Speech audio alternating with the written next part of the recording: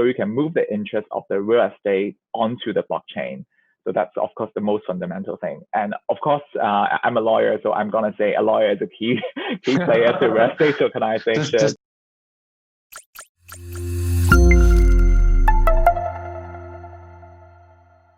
Hey everyone, Darren here. Thanks for joining Density Insights, where we interview experts worldwide to give you a better idea of how the real estate industry works. Experts such as real estate agents, developers, world-class investors, advisors, and more can break down any myth and misunderstanding for your own real estate exploration. In recent years, there's a lot of buzz when it comes to real estate tokenization. What is that about? And what is the current status? I'm not going to pretend that I know anything about it and I'm an expert in this field. That's why I've invited Jason from Sidley Austin Hong Kong to tell you more about it. We have covered many different topics such as what is real estate tokenization? What is the current status? What are things that investors need to understand and be aware of? And how does COVID-19 affect this whole industry? Please let us know what you think of this episode in the comments below. And without further ado, please meet Jason, and I hope you like this episode. Thank you.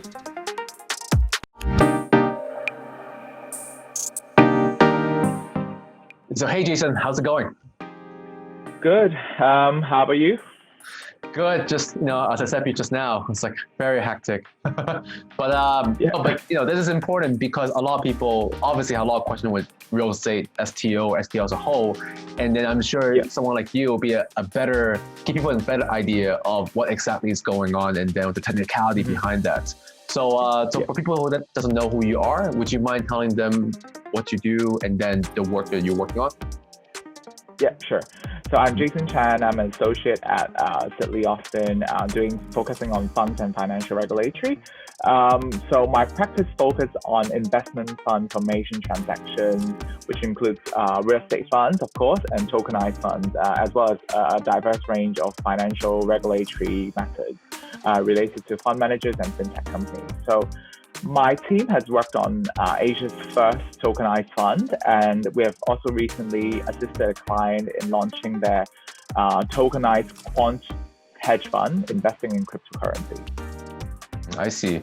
So for people who doesn't understand about the whole fractional ownership segment, right?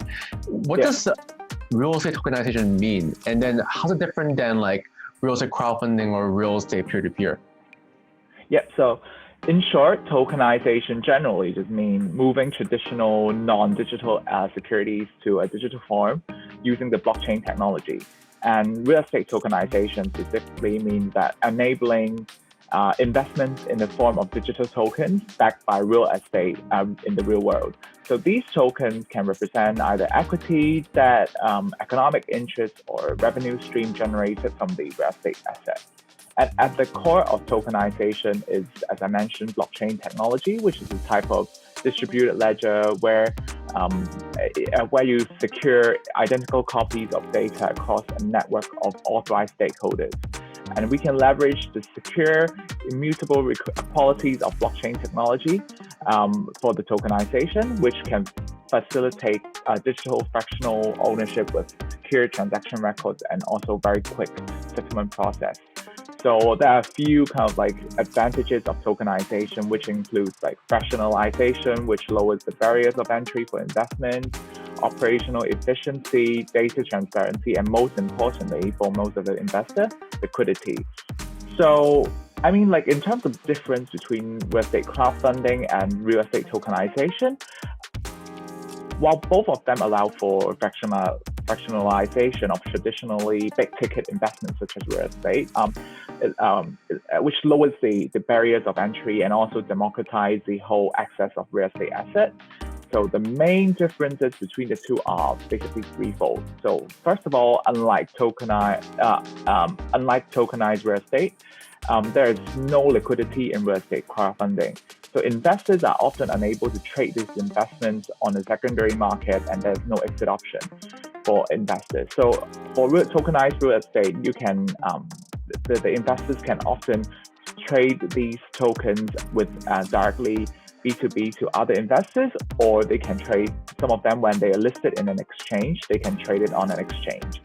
Second of all, real estate crowdfunding does not provide for the operational efficiency enjoyed by tokenization via the use of blockchain technology. For example, the blockchain technology can allow you to use smart contract for automation for certain compliance and also post-issuance process, such as dividend distribution. And thirdly, real estate crowdfunding is usually just simply crowdfunding of equity or debt interest of real estate, but for tokenization, you can basically tokenize anything. Like it can be other aspects of real estate, such as revenue stream and also economic interest from real estate assets. So it sounds like the real estate security token offering is actually like a 2.0 of crowdfunding then. Am I correct? Yes, basically. I see. So what are the key elements to make a real estate tokenization work? Yeah, so other than, of course, the real estate asset itself and also the asset owner, the other elements or key players in a real estate tokenization include, of course, the technology platform provider, which is like the guys who actually knows the blockchain and provide the technology platform so you can move the interest of the real estate onto the blockchain. So that's, of course, the most fundamental thing. And of course, I'm a lawyer, so I'm going to say a lawyer is a key player to real estate tokenization. Just don't forget that. Never forget that. It's very important. Ensure that legal documentation reflects the commercial intention of all the investors and also the issuer. Administrators also very important. They handle all the administrative methods, which are really annoying, such as the register of members, subscription, and etc. Tax advisor, they provide very good advice as to how to structure it the most tax efficient way for the security token issuance. And finally, of course, because it's dealing with real estate, we need a real estate valuer who can value the underlying real estate asset for issuance. Well, I've been hearing about real estate tokenization for many, many years, but it doesn't seem like the industry has much, many cases or things are going on. What's the reason behind that? Or I'm just living under a rock? Just want to know what's going on there. You're right. Yeah, you're right. So there hasn't been a whole lot of real estate tokenization. There are a few outside of Asia, but those are mostly very small projects and also usually for very private investors. So I think the two main reasons for real estate tokenization not being as popular as it should be is, first of all, the incomplete ecosystem and infrastructure. So the generally speaking, the tokenization ecosystem and infrastructure globally, I think, is not very fully developed yet. This may be due to just very unclear, restrictive laws and regulations. It can be a lack of expertise or talent, or simply that there is insufficient amount of players in the market due to a lack of investment of interest or interest in the new industry. Because the whole blockchain and tokenization industry is relatively new, so a lot of things are still being developed. Second of all, I think that there's currently a lack of investor or financial industry players in interest and confidence. So larger traditional institutional investors and financial industry players are not exactly comfortable with the concept of security tokens nor blockchain.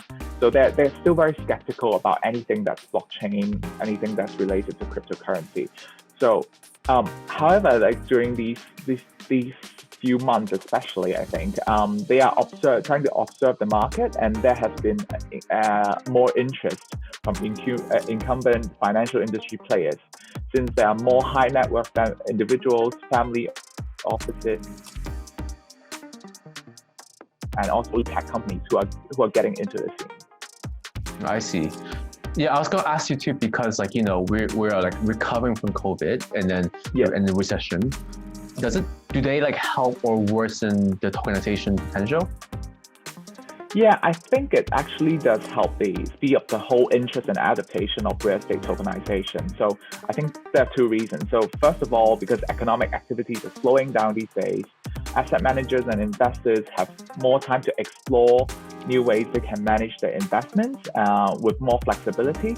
And this one of the options out there being tokenization. So everyone's kind of have more time to actually not doing the deals and actually look at new ways of doing deals. And more importantly, I think during the economic downturn, many investors are looking for exit options for the investment, but they are not able to do so at the moment because of the illiquid nature of certain investments, such as like if they invest in private equity fund, real estate funds, they usually have a long lockup period, or they can only usually withdraw when it's the end of the term of the fund. So now they are looking at ways that they're revisiting ways that they can easily exit the investment in the future, and tokenization is definitely one of the more attractive options available. I see. Like, so going back to one of the questions just now I asked you, and you kind of covered it, right? You know how we talk about like a lot of investors are not really looking at it yet, and a lot of players are missing. So it's not only chicken and egg, it's like a 3-4 things we're missing. So in your point of view, how's the ecosystem of tokenization at the moment? What else is missing? And what kind of parties should involve in order to make everything happens? Yeah, so so I think for the time being, like as I mentioned, the ecosystem infrastructure of real estate tokenization is really at its early stage, and it's far from complete or mature like its traditional financial counterparts. So for example, in Hong Kong, there's yet to be a regulated or licensed virtual asset trading platform approved by the Hong Kong Securities Regulator, so the SFC. And in Singapore, there are regulator-approved traditional trading platforms backed by the Singaporean government. But generally, there's a lack of interest in security token issuance. So, I mean, like in different jurisdictions, they do lack different things. And I think also like many market players are still warming up to this relatively new technology and way of fundraising. And in terms of the parties getting involved in order to list the project, I mean, like in addition to the few that I mentioned just now, like the technology platform, lawyer, administrator, tax advisor, and real estate valuer, I think, of course, the most important thing is the investors. So the investor needs to be interested in order for people to start thinking about issuance of real estate tokens. And that's the main driver for I mean, like money is the main driver for most businesses. So yeah, I think that's still kind of missing at the moment. I see. So all that, right? Obviously, follow up is that, where are we at in Hong Kong with the RESTO, the real estate security token offering?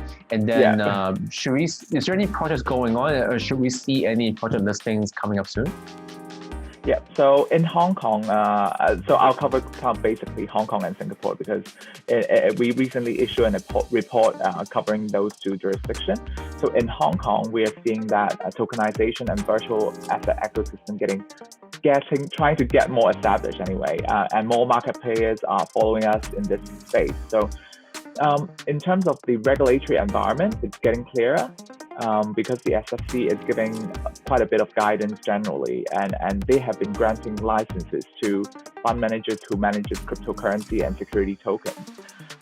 So we anticipate that the SFC will soon, sometime this year, grant their first virtual asset trading platform license. Fingers crossed. Which hopefully, fingers crossed, which will hopefully make the ecosystem more complete and more welcoming to the asset owners looking to tokenization, because ultimately the promise of tokenization is increasing liquidity, right? So if there's no trading platform doing it, like investors won't be comfortable to get into the tokenization market, and if there's no investors, as I mentioned, there'll be no asset owners who wants to tokenize the asset. So ultimately, if there's infrastructure is built in Hong Kong that there is a trading platform, it will help a lot. And in Singapore, we're seeing that, as I mentioned, we're seeing that the Singapore Regulatory Authority, MAS, has already approved 2 government-backed security token exchanges. And so the network is, in a sense, more mature than that of Hong Kong. That said, we're actually seeing less security tokens offering in Singapore at this stage when compared to Hong Kong. It's kind of weird. So I'm guessing that perhaps market players in the Southeast Asian countries are still warming up to this new way of fundraising. That said, because the government is trying to push for Singapore to be the Asian fintech hub, I think we will definitely see more tokenization projects coming in the next 12 to 18 months. And in terms of opportunities, I think a lot of traditional financial institutions are still looking into tokenization, but not really kind of fully dive into this market. So we're seeing more newer and smaller market players who will take this opportunity to kind of trailblaze this whole industry and gain a first mover advantage over the incumbent bigger players in the financial and real estate market. So, like for example, like there are usually smaller projects which they serve as a test case for them to show their investors that, oh, actually it works, and also for them to kind of figure out and smooth out all the operational and technical problems before they go to the bigger market and tell all their existing investors, hey, like we have this tokenization project, which is huge and you should be part of it. So I think this, however, will take some time, and also like all these players will have to give a bit more investment into these kind of projects before they can actually grow the market, and also it will be a very steep learning process for all the market players. I see. Well, for DENZITY, right, we hope that people are participating more in real estate investing. So I do, when you talk about this whole thing, I was like in my head was just like, I really wish this happened, because it takes not only one or two person, like the lawyers obviously, and all the different regulatory, everyone combined together to make this happen. It's like a community that, you know, you have to push forward. So with that, right, what are some things that an investor should keep in mind when it comes to real estate tokenization? Yeah, so as a lawyer, I'm going to talk about regulations, right? Okay. So from a regulatory point of view, definitely, globally speaking, like regulatory regimes surrounding tokenization it's very difficult to navigate, especially for newer players in the financial industry if they're from a technology background. So for those who are in the finance industry, they're usually more used to being regulated by securities regulators. But for tech industry players, they're usually kind of free and do whatever they want. So I mean, if you want kinda like if you generally speaking, so if they want to do it a proper way and they want to get on board some kind of bigger financial institutions on board, they will have to navigate the securities related regulations before they actually kickstart a project. So please seek proper legal and regulatory advice from a lawyer. But jokes aside, yes, that's actually very important, because we do see securities regulators take enforcement actions against non-compliant projects, especially if they're very public. So on an operational level, because we have dealt with, we've assisted our clients in doing their tokenization project recently. So from experience, because blockchain and digital assets are kind of newly introduced in this world of asset management, there's no like established kind of standard or modus operandi as to the responsibilities and industry standards for third-party service providers such as administrator, custodian, technology service providers. So there are situations from our experience where they're engaged at only a very late stage of the tokenization, and the asset owner or the fund manager finds out in the very last minute that the service provider is actually not able to accommodate any of their proposed arrangements. So we have to change all the documentation, we have to figure out all the mechanisms. So so like there's no standard, so they don't know what standard to meet in a sense. So I mean, for logistically and from an operational perspective, I think when doing a tokenization project, these service providers need to be engaged at a very, very early stage of tokenization and the documenting. I see. So like for the past 2 years, right? Are there any type of cases like in 2019, 2020 that are successful? Yeah, so we are globally speaking, we see a lot of success case for tokenization generally, it kind of covers all types of assets, and any types of asset you can think of that are traditionally illiquid or big ticket, so such as art and of course real estate, private equity, and other kind of exotic asset classes or commodities. So in addition to tokenization of a single piece of asset, for example, a single piece of land or a single piece of art, more recently we are actually seeing more interest in tokenization of funds, and that includes real estate funds. So we have recently helped our client launch a tokenized actively managed quant fund, which features cryptocurrency as one of the asset classes. So if you want more details, definitely contact us and let us know if you're interested. So, I mean, in terms of these project size of these success cases, we know that they're usually at this stage relatively small. For example, it's still kind of like one asset, a small piece of asset, and with very few investors, and generally smaller scale fundraise. So these projects are usually done by the manager or the asset owner as a proof of concept or a test case. So for them to kind of figure out all the operational and logistical aspects before they go on to do bigger projects. So what type of landlords or estate owners should or should not participate in real estate tokenization? Okay, to me, all asset owners should at least consider tokenization, because we do anticipate that it will become increasingly popular. And as I mentioned, like there's a lot of benefits to tokenization, and investors are looking into it. So some of them will eventually demand tokenization as part of their terms for investment. Like if you are a real estate owner, at least kind of know what it is and think and put it at the back of your mind, because in case someone asks you, oh, can we tokenize this because I want liquidity for my investment in the future, at least you know what it is, and you can talk to the relevant people, for example, my block or ask or Liquify.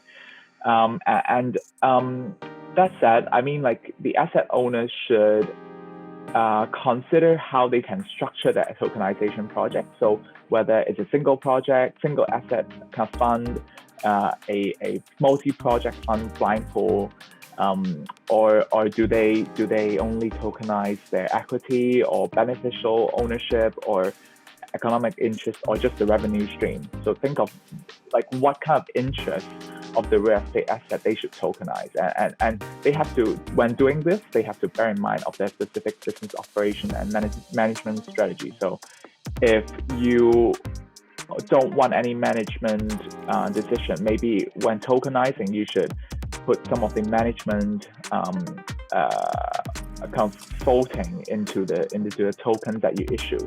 If you want to retain the management, then maybe you should only tokenize the economic interest. If you want to still retain the ownership, then you should only perhaps tokenize the revenue stream or tokenize the debt as opposed to the equity or the economic interest.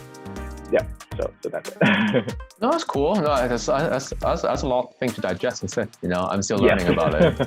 So for the firms that want to participate in real estate tokenization, what do they need to have? Yeah, so I mean, as I kind of mentioned just now, for firms who want to participate in the real estate tokenization, as these tokens are usually considered a security in most jurisdictions, like at least most of the popular jurisdictions, they will have to comply with the local securities laws and regulations. And perhaps in those jurisdictions, they might have additional virtual asset specific rules and regulations. So, for example, in Hong Kong, if a firm wants to market or distribute their security tokens, it will have to obtain a Type 1 license with the SFC, or find a Type 1 licensee with who's registered with the SFC, as well as notify the SFC. The licensee has to notify the SFC of its plan to distribute security tokens. And for example, if you want to become a virtual asset trading platform, trading security tokens of real estate, then the SFC has also issued a licensing terms and conditions for these operators back in last year, which sets out some eligibility and regulatory requirements for a security token exchange to operate in Hong Kong or for Hong Kong persons. So, and also for asset managers who manages funds of exposure to virtual assets. So depending on the level of their exposure to these virtual assets, they might also have to notify the SFC of such investment and comply with the relevant virtual asset manager specific terms and conditions. So basically you have, as a lawyer, we always have to remind you to be compliant and think about the regulatory issues before you go on to pursue a project. So I think, yeah, that's it. No, like I feel like for the past like 20, I don't know how long we've done, 20 minutes. It's like this, this one lecture in a university, but it's so much more fun and engaging and it's like interesting. Oh, yes, I feel like that. And then obviously that's what we hope with this whole Density Insight channel is that people can have more engaging learning. Same time as that you're someone who has the credential to do that. You know, it's not just someone on the internet. So the personal notes, right? Is something that I'm just curious to know more about and how you think about it, right? How do you feel about learning this whole industry? I mean, because I don't know what you have done, what kind of like field you were in or what kind of sector you were in before, but how do you feel after learning all that? And how do you feel about the future of this whole, you know, real estate STO potential?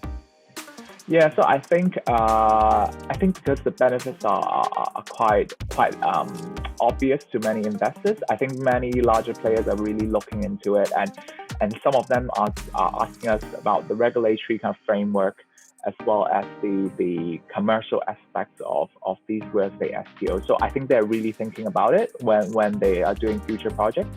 Maybe they won't really deep dive at this very moment, considering all the factors and economic downturn. But in the future, they would definitely get into it. And I see, like, generally speaking, the blockchain industry, many of the larger kind of financial players are getting into the game. For example, Fidelity and also like Northern Trust, they are getting into the virtual asset custody business. So I mean, like they're getting serious about it, and we do see a lot of institutional investors looking at virtual assets as a viable and also not reliable, but one of the future asset classes that they look to have exposure in. So I think it's a good time to start learning about real estate tokenization, because it will become popular, I think, and I do think the ecosystem will be mature enough in the future for serious kind of investment by institutional and financial investors. That's kind of cool. I mean, again, hoping for ASAP. Yeah. ASAP. So what kind of takeaway do you want the audience to have with this video? Yeah, so I think 5 main takeaways is a bit much, but 5. So first of all, advantages of tokenization, which includes lowering barriers to entry for investments, operational efficiency, data transparency, and most importantly, liquidity, which is very important to investors. Second point, the ecosystem and infrastructure of real estate tokenization is still at its very early age, and it has to be mature enough for serious industry players to join. Third point, marketing players are warming up to this new way of fundraising, and the regulatory environment is getting clearer, and investors are considering tokenization as an attractive potential exit option. Fourth point being, as traditional financial institutions have not yet dived into this market, newer and smaller market players should take this opportunity to trailblaze the industry and gain a first mover advantage. And lastly, it's a sales pitch. So Sidley has worked on one of the Asia's first tokenized fund, and we have recently assisted a client in launching a tokenized quant fund investing in cryptocurrency. So find us if you have any questions about tokenization. I mean, everything boils down to that one takeaway. But then, of course. On regard how people find you, what are some ways that you suggest people to reach out to you and learn more about it? Yeah, so if you're interested in knowing more about real estate tokenization generally, or just want to see how we can help with your tokenization project, you can reach out to me by email at jason.chan@sidley.com. You can also read about real estate tokenization in a report that we have co-authored with Liquefied Colliers and KPMG, and I think we can provide you with a link somewhere afterwards. Yeah, that's cool. Yeah. That's good. And then I think that's something that, like, even this whole conversation interview, there's a lot of things I need to digest. And then I just want to say thanks for your time, because, you know, it's something that I'm really looking forward to. And then it's good to have an update from someone professional background like yourself, just to know more about what's going on. And exciting time. It's still Wild West, you know, so it's kind of cool. Yes. You know? Yeah, anyway, thank you for inviting me to this. Oh, totally fine. I just wanted the audience to know more about what's going on out there. And then, so let's try again next time. And then again, thanks a lot. And then maybe we can do a long form next time or updates. Be great. Yeah, sure. Thank you very much. Thank you. Have a good one then. Thank you. Yeah, you too. Okay, bye.